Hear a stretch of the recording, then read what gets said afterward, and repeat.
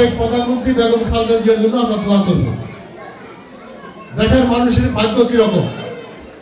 একজন নেত্রী জোর করে ক্ষমতায় থাকতে চেয়েছিল, কিন্তু বাংলার জনগণ তাকে ঝাড়ু দিয়ে তাড়িয়ে পিটিয়ে বাংলাদেশ থেকে বাইরে পাঠিয়ে দিয়েছে, ইন্ডিয়ায় আসছে। ঠিক কিনা ভাই না?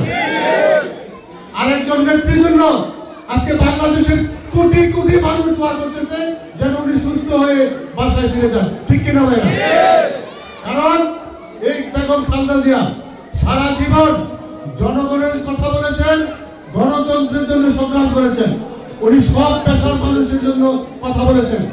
উনি ছাত্রদের কথা বলেছেন, যুবদের কথা বলেছেন, শ্রমিকের কথা বলেছেন, হুজুরদের কথা বলেছেন এবং ইসলামের খেদমত করছিলেন এই বেগম খালেদা জিয়া।